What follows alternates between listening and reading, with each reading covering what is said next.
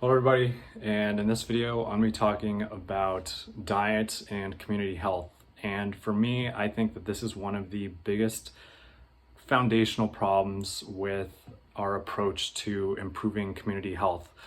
And so to begin with, a little bit of an anecdote. Yesterday evening, I was coming back home from grocery shopping. I was picking up some produce for this week, and I was really hungry and I wanted to get some dinner.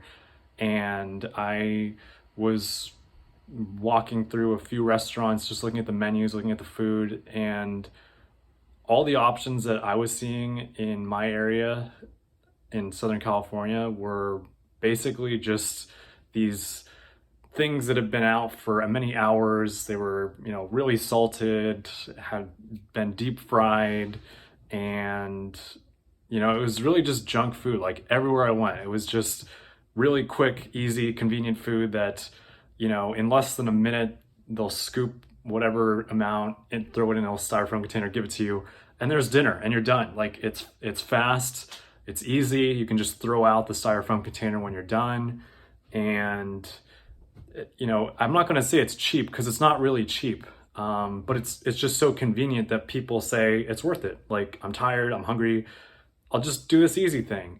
And it becomes habitual, and it leads to huge problems with community health because at the end of the day, I genuinely believe that no matter how much healthcare resources are available to people, even if there was a clinic on every other block and a physician within every 100 feet of a person, if people aren't eating right and they're not putting the right foods in their body, it's going to make no difference how much healthcare resources get allocated to a given area. And so the main thing that I'm trying to get to with this is that I believe that the solution to or a big part of the solution to this problem that we have currently with community health in general, and why do you see health outcome disparities, is the food that's available to people. And the way you solve it has to do with educating the public, because I think people very readily will just dismiss a notion of, well, yeah, if I had more money and more time, I would just go to a supermarket like Trader Joe's and buy more organic produce, and I would cook more homemade meals, and I would stop, eating fast food all the time. And I think that's an incorrect assumption to make. I think even if you gave people more resources, they've become so habituated and it's so convenient and easy to just get this takeout food that they're not going to know and care to go out of their way to make sure that they're getting a good meal and a healthy meal. And, being a first year medical student, one of the classes that I've taken within the last month has been a discussion on the importance of vitamins and minerals and fibers and carbs and proteins, and why your body needs all these things to function, not, and to grow and to thrive. You need all of these things, not just part of them. If you are deficient in vitamin C, your body can't synthesize collagen, which it needs for bones and muscles and skin and hair. There's tons of different things that your body needs and uses these specific vitamins and minerals for.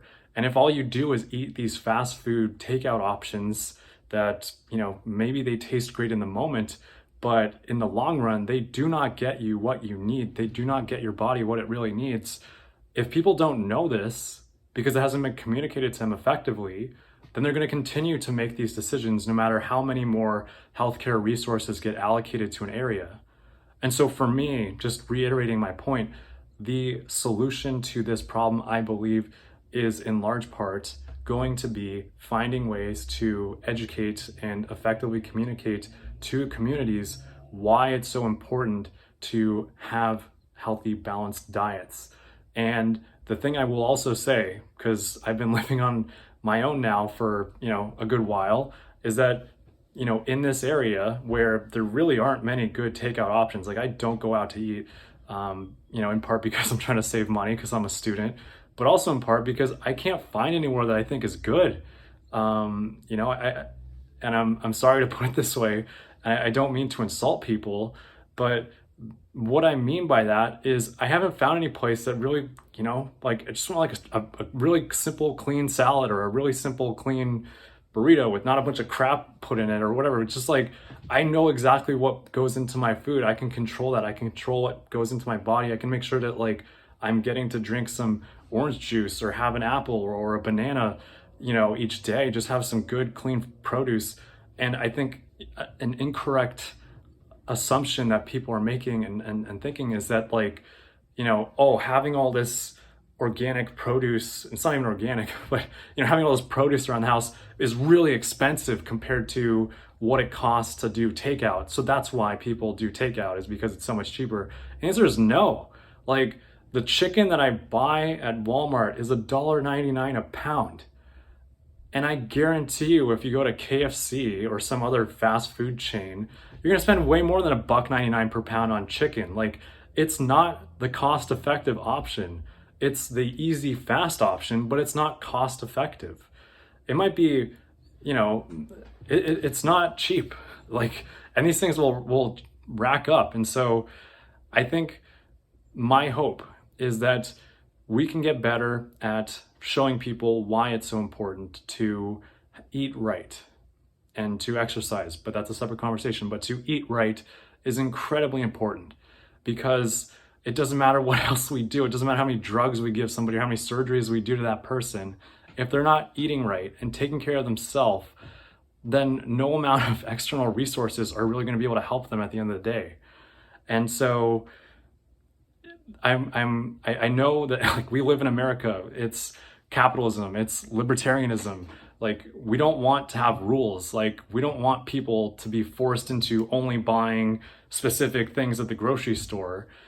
And I'm on board with that. But what I'm not okay with is people not knowing the consequences of their decisions when they make decisions.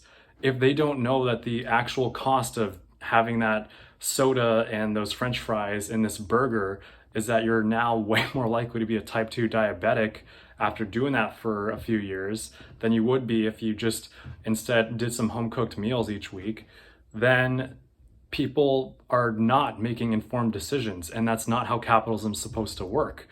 And so, again, solution here is how do we, and let's begin to find more ways to help encourage people to want to learn more about the foods that they eat, and encourage them to go do some grocery shopping and just start cooking. Like, it's a really simple, basic thing.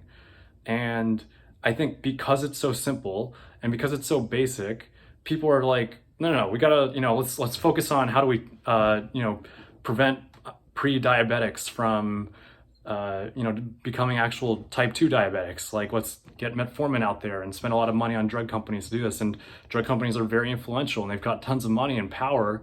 And we just overlook really simple, basic things that can go a long way in improving community health, like just educating the public to begin with to avoid having pre-diabetics or diabetics in the first place. If they knew that, yeah, if I keep doing this, it's gonna end up really hurting me in the long run, I think you'd have a lot fewer people making these types of decisions.